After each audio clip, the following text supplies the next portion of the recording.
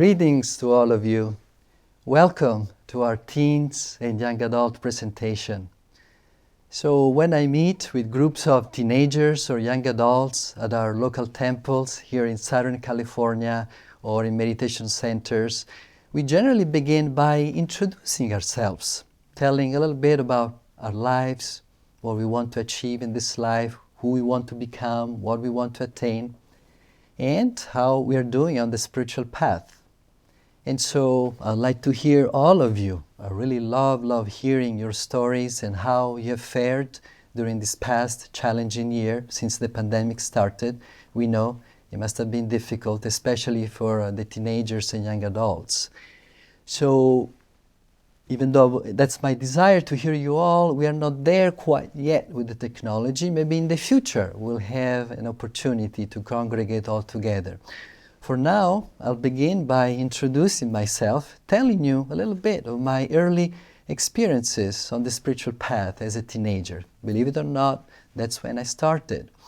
And so, first my name. I'd like to tell you that my monastic name in the ashram before I became a brother was Brahmachari Simone. Now, Simone rhymes with Spumoni. And so I realized when visiting the Sunday school classes at our Hollywood temple that the children there like to call me Brahmachari Italian ice cream. Then I took the final monastic vows, I became a brother, I was assigned as a minister at our Fullerton temple. And when meeting regularly there with teenagers and young adults, they knew that I loved pizza, I myself having grown up in Italy. And so they thought that my new name should have been Brother Pizzananda. Well, whether you like it or not, my actual name is Brother Tyagananda. And you may say, wait a moment, I know it's ice cream, pizza, but what is Tyaga? What is Ananda? Ananda, it's an Indian word from the ancient Sanskrit language that means joy, divine joy. It's a state of permanent happiness. The joy that we begin to experience in our own lives when we feel an awakening of what? Awakening of the soul within us. As we gradually utilize the methods of yoga meditation taught by our Guru founder Paramahansa Yogananda, we do experience gradually in time that awakening of our soul. And when the soul begins to expand and merge with the infinite spirit all around us, God, Divine Mother, cosmic consciousness, call him, her, it as you wish to call him, her, it. That's the beauty of God. If God is anything, he can be anything to us. That's what I've experienced. And through meditation, as our soul expands, we begin to feel the joy.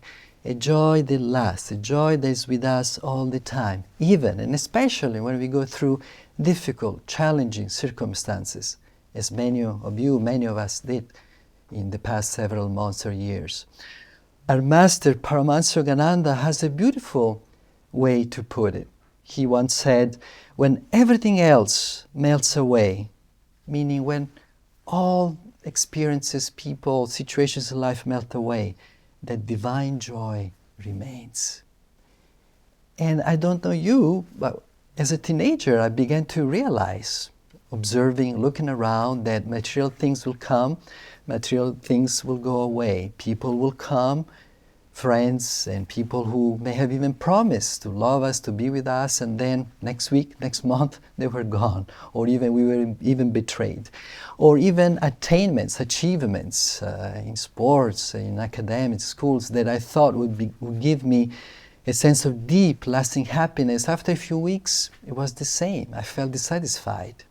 But when I began to meditate, when I did my best to follow the teachings of our master through the practice of the yoga meditation techniques, I could feel, now things are different. And I don't know you. How many of you are meditating? It doesn't matter. What really truly matters, I found in my own life, begin. Let's begin. And now possibly, usually that's the most frequently asked question of teenagers to me. When did I start really practicing meditation?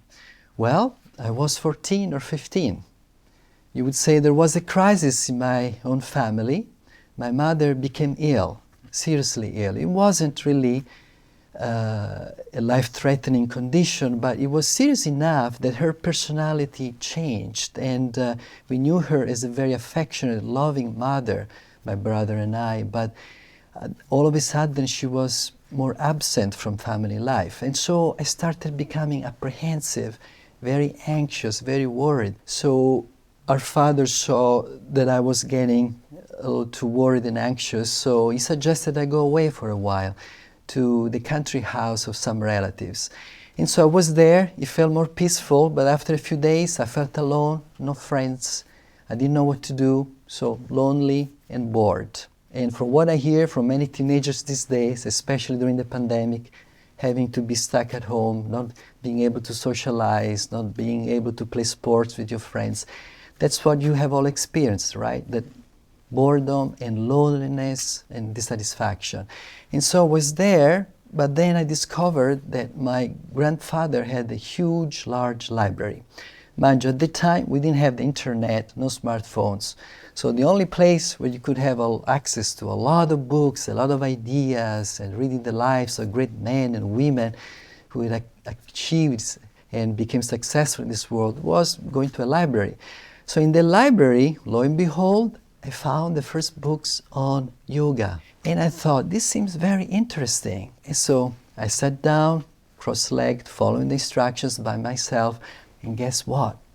I felt, wow, I'm becoming very calm. For the first time, something's changing. And that's when I really, you would say, I really fell in love with yoga meditation. And I kept searching, and after a year or so, I found the autobiography of a yogi, the life story of our guru founder, Paramahansa Yogananda. And then I was 16, and I signed up for the lessons. I needed the permission of my parents because I was still under legal age growing up in Europe. And at the moment I realized, it's not just practical methods to relax the body, calm the mind. It's much more. We can also establish a real, personal relationship with the divine through a master, through a guru, one who has already realized this state of divine joy, Ananda, one who has gone all the way to God and has come back to tell us, follow me and your life will change. Do what I say and you can become so happy, much happier than what you're experiencing now. So one of the first practical principles I'd like to share with you all, because if I could go back with what I know now and speak to myself when I was 17 years old, or 16 or 14 when I started, when I was worrying so much, well, I would tell myself, breathe, relax. It's never as bad as it may seem. Sometimes when we are teenagers, we feel the whole world is coming down, everything's crumbling. Well, yes and no. This too shall pass. And we know from teenagers who come to our temples or young adults, many of you have shared with us beautiful stories how they employ these yoga methods they've learned when joining us at convocation or other meetings in our temples, or studying their lessons with their parents or by themselves, so that they can become calmer, more focused, more centered. The master would explain, I'm paraphrasing now his words, how can we enjoy life if we inwardly feel always worried and anxious and restless, right? And that is what I experienced even so young. And that's what possibly many of you have been experiencing now, when so many things have been taken away. Especially, say, if you were in your senior year in high school, you feel you have been robbed, you had to miss grad night, prom night, graduation ceremony, some beautiful events in your life, right? There can be a sense of anger and frustration that creates the restlessness in the mind, the negative emotions. What can we do? Well, what I have discovered, and I'm very happy to share with you, there is always something we can do. There is always a way out. There is always a way through. When we have a master to guide us, one who knows how we can live well. That's why these teachings are not just theoretical. It's not just an intellectual approach. They are very practical methods our master, Paramahansa Yogananda, would call them the how to live skills, to live happily, to have joy in life. Now, going forward with my story, when I was 17, I had this great desire to go visit to California, master's ashrams in California for the first time. I was growing in central northern Italy, in Europe at that time. So it took me a while to convince my parents, because again, I was under legal age, to travel alone from Rome, Milan to Los Angeles to visit the Mother Center, because I wanted to meet at least some of the monks. I wanted to see what they looked like, how they behaved, how they spoke. Because yes, by then I had become a student of the lessons. And by the way, if you're interested, you don't have to sign up right now if you're not yet a student. But browse our website, the website of Self-Realization Fellowship. You will find many guided meditations, many of these practical methods that we will be practicing together at the end of this presentation. There will be a separate segment that you will find in a separate video available to you on the site, Convocation site, where we'll be practicing together these breathing techniques, yoga methods, mini brief guided meditation, affirmations, visualizations. That's what changed my life. That's what I've been so passionate about since I was 14, 15 years old. And so we'll be doing that together at the end. So going back to the story, I had this desire to meet the monks because, as I was telling you, even though I could see, okay, even though I may feel anxious, restless, I practice meditation, I feel good. Still, when I would go, by then I was in high school. I don't know you, but high school can be a very rough, negative environment. And so I needed some reinforcement. And I couldn't hold on always to the state of calmness, peace, or following what I wanted to do. I would be carried away by peer pressure. Yeah, friends who wanted just me to waste time with them. So I traveled to California. I arrived at the Mother Center. The nuns at the reception center here, they realized that my English wasn't quite good. I didn't know English quite well at the time. As you may know already, you can pick my accent. I'm still learning English, but I do my best to share these thoughts with you. And so the nuns called a senior monastic, a brother who actually could speak Italian. It was Brother Bimalananda, one of the brothers who was so fortunate, blessed to live as a young adult, you would say, with our master, Guru founder Paramahansa Yogananda.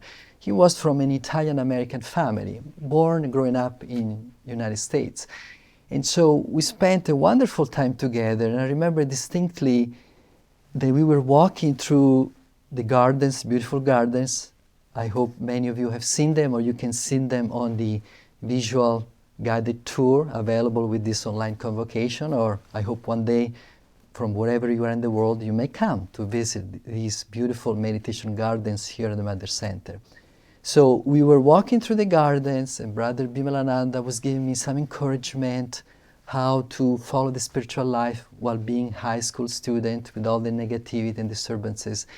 And I could see from a distance some monks and volunteers, they were installing a new irrigation system.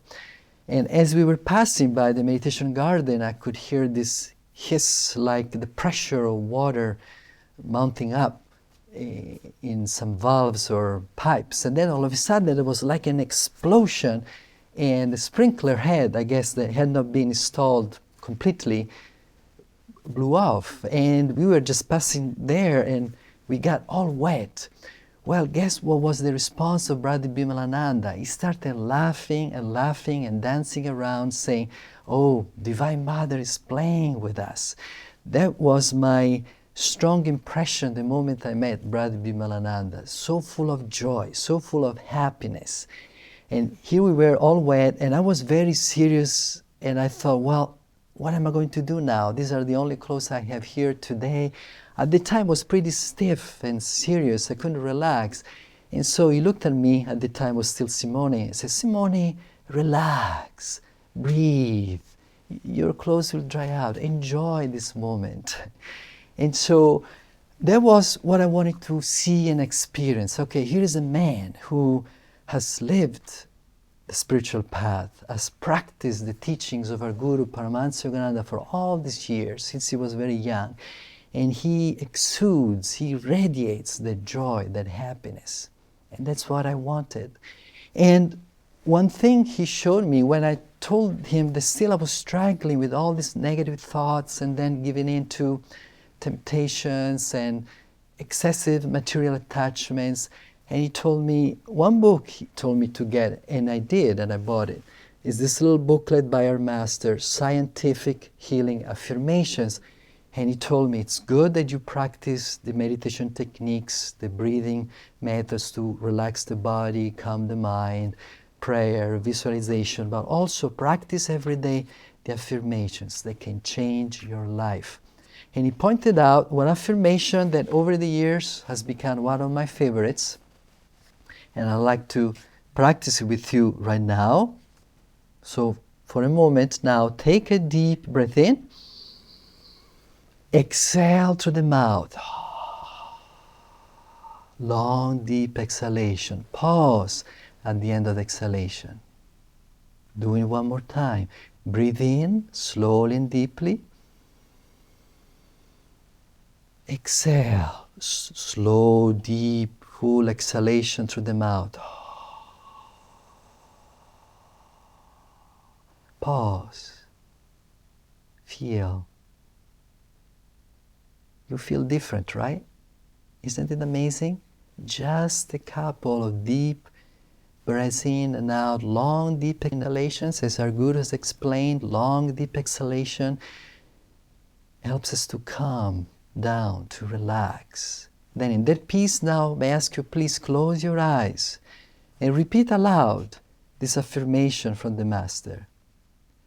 I relax and cast aside all mental burdens, allowing God to express through me His perfect love, peace, and wisdom. I relax and cast aside all mental burdens, allowing God to express through me His perfect love, peace, and wisdom. Now breathe in again. Open your eyes, exhale, smile. How do you feel? I bet you feel different, don't you? So do yourself a favor if you don't have it already at home. This can literally, truly change your life. Practicing the affirmations. Because, as the ancient master says, we are what we think we are, right? So if we change our thoughts, we can change the way we feel, the way we respond to life, the way we live our life. Also on the same page where there's this affirmation that we'll be practicing also together again in the separate experiential segment in the guided meditation session at the end of this presentation, there is an affirmation for psychological success. And there are other beautiful affirmations that I found very helpful when I was a high school student. For example, I'm cool, I'm calm, I'm brave, I'm strong, I'm sweet, I'm kind. These are words of the Master. Then I added, and we can also adapt to our own need according to what we are going through in life, some of these affirmations. We start with the words of the Master, then we may add the sentence that we may like. For example, I wanted to develop more confidence in myself, accepting myself for what I was at the time, even though I had the goal of becoming something else. And also having more courage. It does take courage, especially when our surrounding environment may not support us in our spiritual aspirations. And usually that's the case in many, especially in high schools or even some colleges. I'm cool, I'm calm. I'm cool, I'm calm. And as we repeat these words, you may even want to close your eyes and you visualize yourself wherever you are or whenever you will be going back to school or in a sport competition or wherever you are in the world, being cool and calm. Let's remember, what we think, we become. What we feel in our hearts, we attract. What we imagine, we create. What we think, we become. What we feel in our hearts, we attract. What we imagine using the focused, concentrated thoughts of our mind and the feelings, the desires, the aspirations of our hearts, we create that, we attract that. That becomes a reality. And so, close your eyes and now visualize yourself as I repeat this affirmation. I'm cool, I'm calm.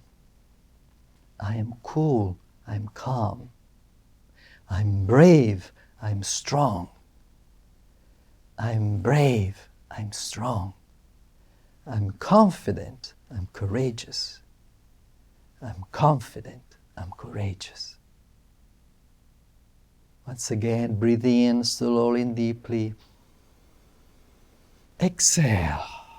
Let go of everything but that state that you want to attain. Being calm, confident, courageous. Do you like it? Well, a few minutes a day. The best time? In the morning, when you're awake. I know some of the teenagers told me, they feel compelled. The first thing they want to do is check text and messages, see how many likes they got on their Instagram page. Yes, but that can wait. That can wait. A Guru founder would say, everything else can wait, but your search for God cannot wait. Now, God is joy. God is happiness. So when we say search for God, is the attainment of your own joy, our own happiness. So before engaging with the world and maybe then being disturbed because you see there's still the pandemic maybe going on, still restrictions, still you cannot go out to see friends and boys and girls and whatever. Well, give a few minutes to God. Practice some of these breathing exercises. Utilize some of the guided meditations. You can just access them, yes, on your smartphone. There's also beautiful images, sounds. There are monastics, monks and nuns guiding you. Meditation on peace, on joy, on love, on creating abundance, prosperity, expansion of consciousness, you name it. We have so much beautiful material. I wish I had had that material at the time. I only had a few books, but it was enough to help me to stay strong on the spiritual path, despite the difficulties, the challenges. And so, I've told you quite a bit about myself, but now, what about you? What is it that you really, really want? Who do you want to become? What do you want to attain in life? If you were here now with me and other teenagers or young adults, that's what we would discuss. So what would you say? Would you be ready to say something about your life as I tried to convey my own early experiences as a teenager and as a young adult? So this is the time of your life when we are discovering who we are and what we want to stand for. This is the time to have hopes and ambitions and dreams. What do I want to attain? What do I want to share with others? What do I want to bring to the world? It's exciting, isn't it? Even though it's kind of early in the presentation, I want to share to you this story of Bill Gates. His mother apparently related that when Bill Gates, as you know, the founder of Microsoft, when he was a teenager, a young boy, he would spend a lot of time, many afternoons, alone, crouched down in a corner with the head down, as if it was absorbed, lost in something. And after a while, the mother asked him, Bill, what are you doing? And he didn't reply at first, he didn't acknowledge. And again, Bill, what are you doing down there? Eventually, Bill Gates looked up and he was a little disturbed that he was being interrupted. And he said, Mom, I'm thinking. Will you let me think? Don't you ever think? And later on, actually, some journalists asked Bill Gates about this story, and he nodded and smiled. Yes, I can remember how I felt the need to stay more alone and absorb myself in the deep thinking. And gradually, I was thinking, well, now there's all these huge, big computers only in universities, schools, big corporations. What if we're going to have a small computer in each house? So you see, he started there as a teenager, spending more time alone. So going back to you, what would you say? Let's first put this thought for you to consider. I use the words, what do you want to stand for? Have you heard the saying, if we do not know what we want to stand for, then we are going to fall for anything. And that's the story of many teenagers, many wasted lives, many young adults when they really don't know, they don't have a clue, no major definite purpose in life, no goals, they do not know what to believe in, what to stand for. And then they're carried away by all the temptations and attractions, and they end up badly. But it doesn't need to be that way. This is the time to really clarify what we truly want. And it begins by sometimes having the courage to spend a little more time alone and becoming comfortable with who we are, even when we are alone. I'll share with you this story, how a teenage girl learned, maybe the hard way, this story. It was warm summer day, high school vacations, and so she was invited to go to a garden party. There was a big, large pool, very deep. And so the usual that you may imagine in a high school party, pre-pandemic, loud voices, boisterous, rowdy music going on, and various activities. And so all of a sudden, this girl, without becoming aware, she was grabbed from the back from some friends. They grabbed her and they threw her in the pool. Now, she was a good swimmer. She was used to that, so she wasn't concerned at all. She almost enjoyed. And she let herself sink down to the bottom of the pool, very deep. And as she was going down and exhaling, she could perceive that the sounds and the loud music was becoming muffled, and becoming just going away, distance away. And she could see the light of the sun filtering through the water. She felt like enveloped in this warm, fluid light, like in a bubble of peace, calmness, silence. And then she had that inside. That's what I want. That's what I want to experience more. That's what I need more in my life now. A little more of this silence and calmness and being enveloped, surrounded, embraced in this light, in this warm, fluid light.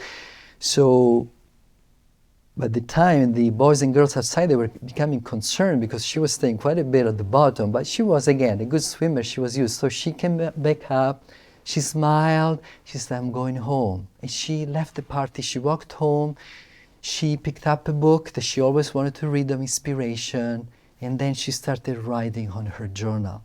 And she shared it was the first time in days, weeks, maybe months, when she felt really good and she wanted to have more. And so what I was going to tell you before proceeding is that it is true that even during the pandemic, many teenagers have felt a lot of pressure.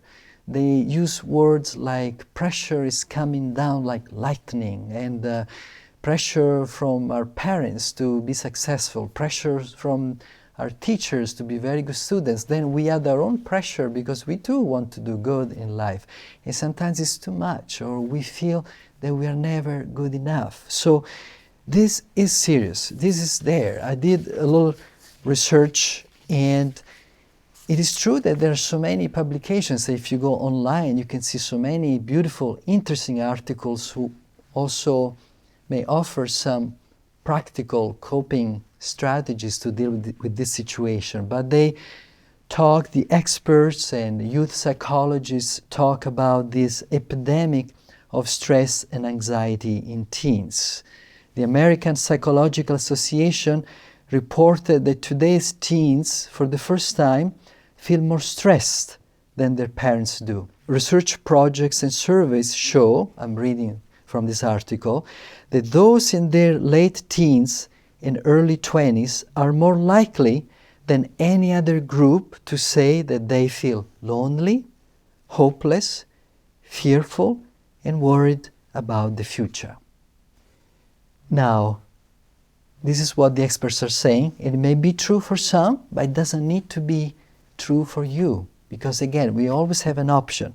First and foremost, if you have signs of emotional ongoing stress, if you have experienced anxiety or even depression, then it's a sign of humility and courage to speak up, to ask for help. Maybe for a while you may need a therapist, a professional counselor, as if when you sprain your ankle or you strain a ligament, you need a medical doctor to help you to heal, just for a while. But remember, it's just a phase of your life. It does not define you. What you're going through now, even though you are struggling and suffering emotionally inside, it will go away. But actually, if you take it as an opportunity, it can make you strong. It can make you even much stronger. Albert Einstein, when he was a teenager, would you believe, a young boy, his parents and his teachers thought that he was mentally retarded. That he spent so much time alone thinking, and they didn't know what was wrong with him. They thought his mind was always in the clouds. When he was in high school, for some odd events, he was expelled. He was kicked out of high school. And when finally he graduated as a teacher, no one would give him a job. Can you imagine? So it wasn't easy, it wasn't fun for him, he recounted, but look who he became afterwards. So he didn't let those initial failures in his youth and as a young adult to define his life. But when we go back to this article saying that so many teenagers feel lonely, hopeless, fearful, worried, well, that's the story of all of us, or many of us as teenagers. So that's the story of many men and women on this planet Earth. Unless we find something better. Unless maybe a master like Paramahansa Yogananda, Christ, the Buddha, Krishna come into our lives with their teachings, and we begin to see, oh, maybe there's a different way to live this life. So it's not just a pandemic. Maybe it has been exacerbated. It has been more acute, but it can be any time of your life, of your adult life. Because I can assure you, even 2 years ago, before the pandemic started, and I would meet with teenagers and young adults, they would tell me the same things, that they were under a lot of pressure, they felt lonely and fearful and worried. But if we acknowledge this and then we work on ourselves, and we have some practical methods to really dedicate our life on our daily life, then things can and will change for the better. The Master says, life here on earth appears futile and chaotic until we are anchored in the divine. Futile, meaning senseless. Nothing really makes any sense, right? Chaotic, so much confusion, and that adds to the pressure. Life here on earth will have no meaning and appears futile and chaotic until we are anchored in the divine. I found out, and many other young people like me who started on the yoga path of Paramahansa Yogananda, we realized that by practicing yoga meditation, then you gradually become anchored in God, in that personal aspect that is nearest and dearest to our heart. They say, if God is God, He can be anything, anyone you want Him, her, it to be, right? That's the beauty of the yoga tradition, that it's not a theoretical, intellectual approach, but something that we can experience.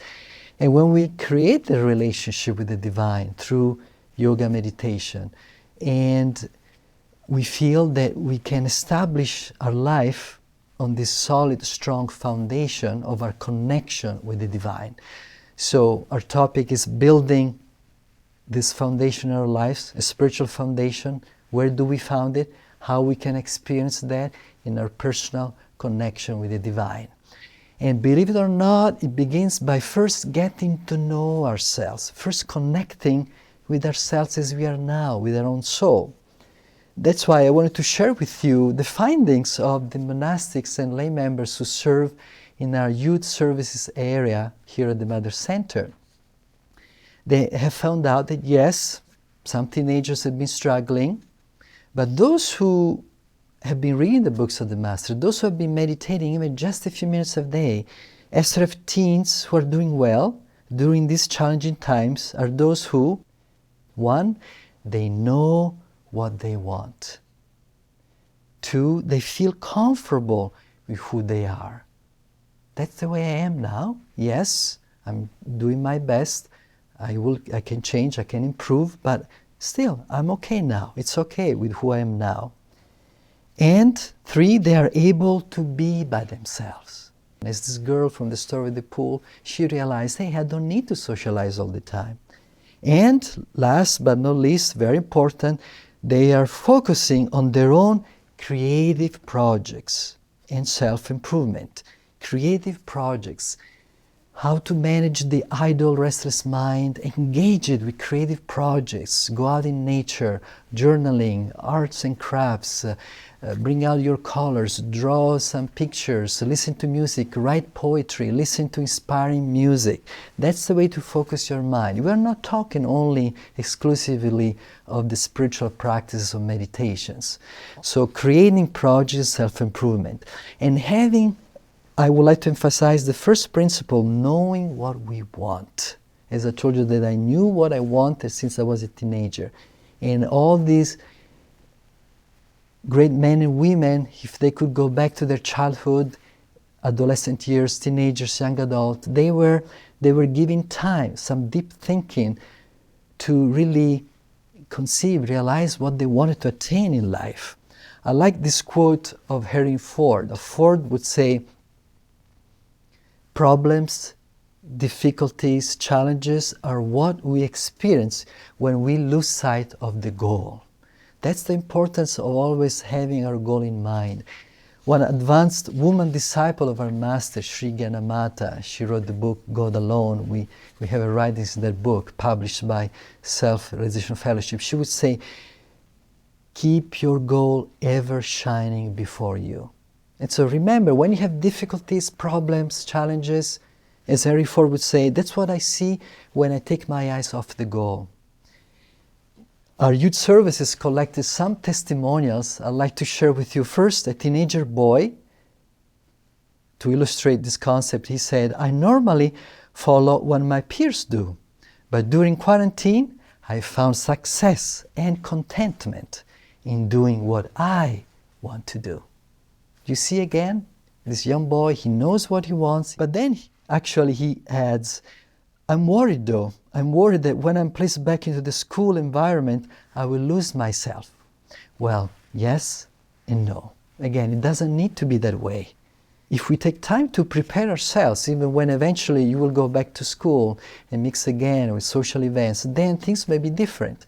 That's the conscious decision that I had to make as a high school student. I told you ago when I spoke with Brother Bimalananda to get some advice, to receive counsel.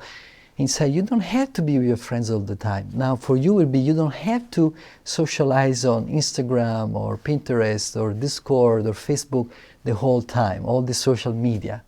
Right? Yes, some it's okay, especially at time of isolation. You all need it. We all may need it. But then learn to spend a little more time alone.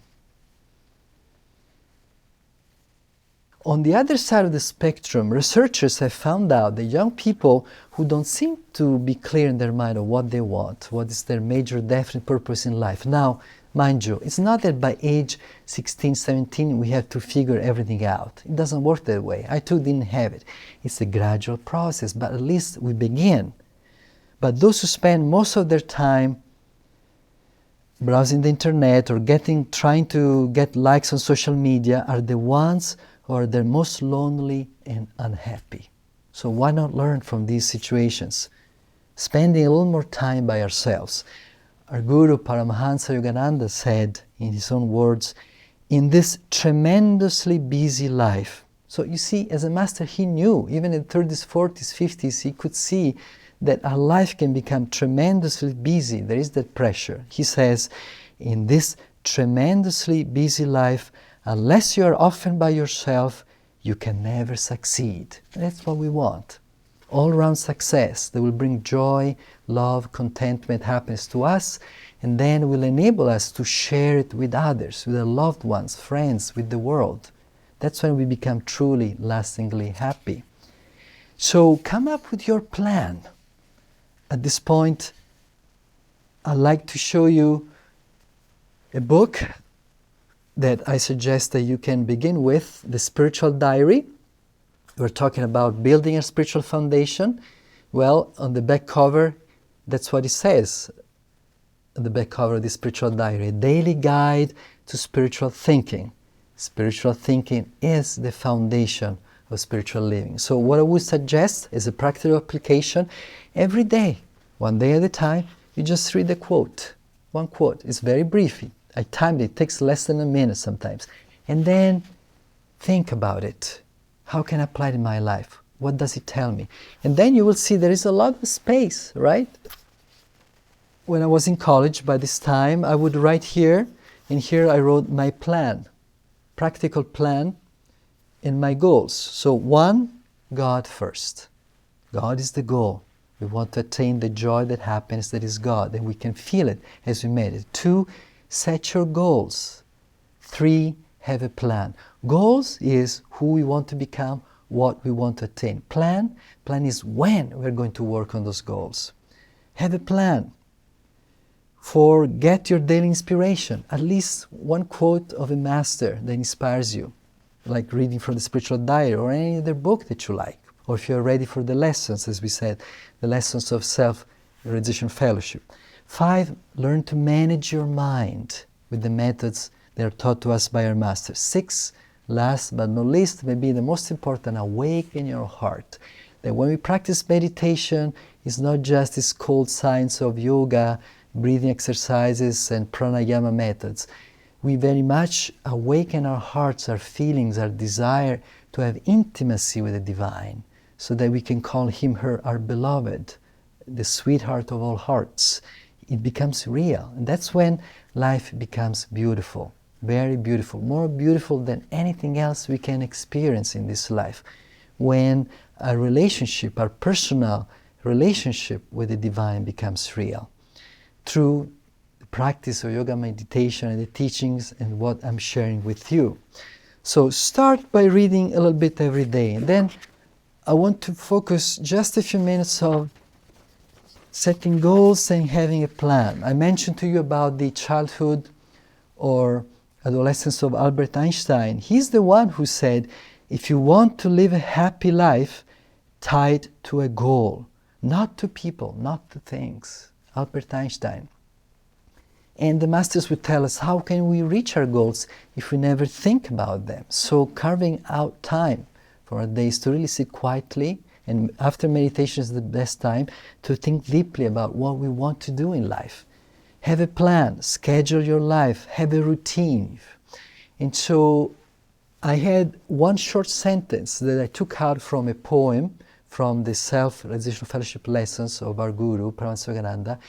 In this sentence, the Master says, with the dawn, I will create my new world of eternal joy.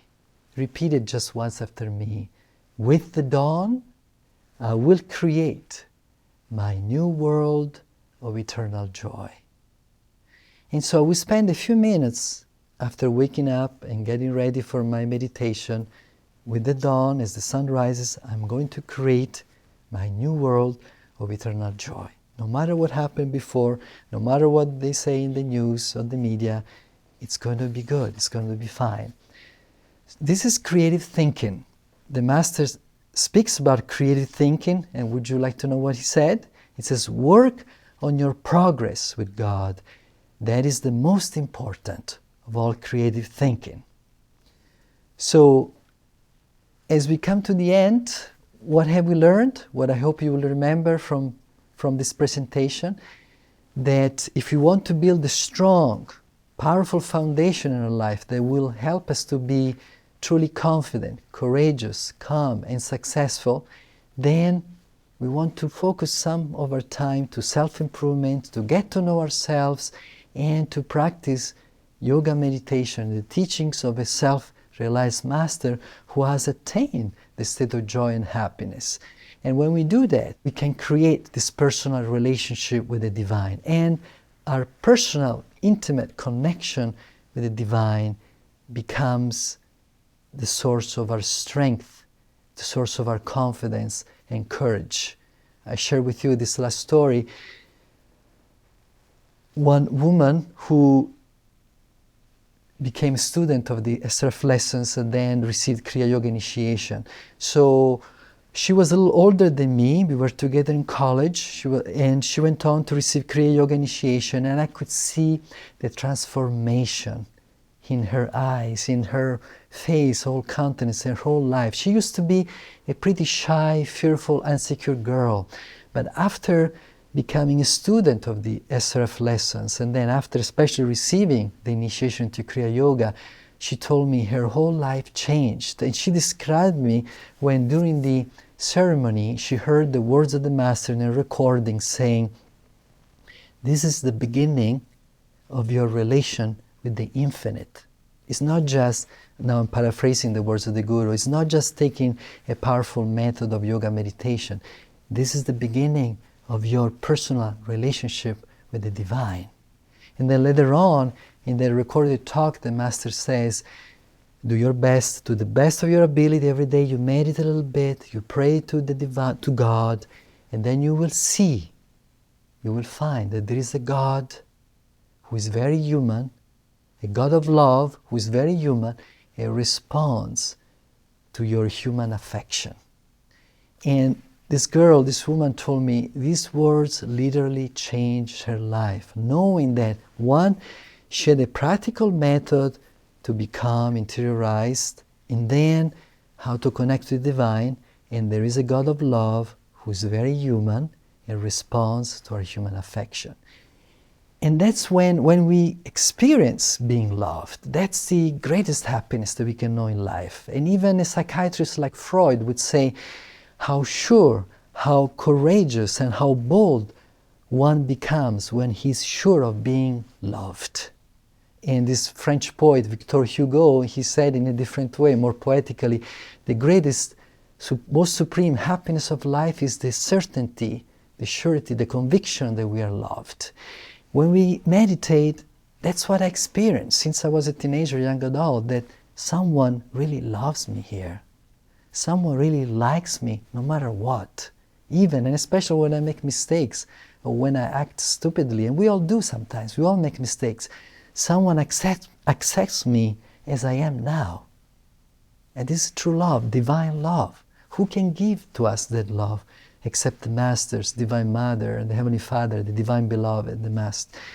So connecting with the divine, that form aspect that is near to your heart, and you only know what is good for you, what feels right, what you need in your heart, as a friend, as a beloved, as a Divine Mother, as a Heavenly Father, as a great Master Avatar like Christ, Buddha, or own Guru. You only know. But having the clear concept of divine can make such a huge difference. Then we want to meditate. It's not just another chore, something else that we have to do. We want to spend time alone with the divine friend, with our divine lover, divine beloved, right? As if you would want to go out and meet your girlfriend or your boyfriend, your friends, to have the joy, because love brings joy. And then we share the joy with others. Naturally, we become confident. We like who we are. Not in a selfish, self-centered, narcissistic sense, but we like who we are now. It's okay. I'm trying my best. I'll do better next time. Does it make sense? Did you enjoy these principles? So I'd like to end by sharing with you a brief poem by our master, Yogananda Ji, that I feel in these few sentences the Master tells us all we need. If we are teenagers, young adults, all we need to be successful in life, to attain the state of Ananda, divine joy, and that love, and how to share it with others. So take a deep breath in, exhale, let go of everything else, and feel that the Master is sharing with you these words as guidance, as encouragement, as inspiration for your days to come. The noble knew, sing songs that none have sung, think thoughts that never in brain have rung, walk in paths that none have trod, weep tears as none have shed for God. Give peace to all to whom none other gave. Claim him your own who is everywhere disclaimed. Love all with love that none have felt, and brave the battle of life with strength unchained. As we end this presentation, my prayer, my hope for all of you is that you always act confidently and courageously, and remember these words of our Guru. So may you start now to live your life of joy and happiness. God and the Masters bless us always.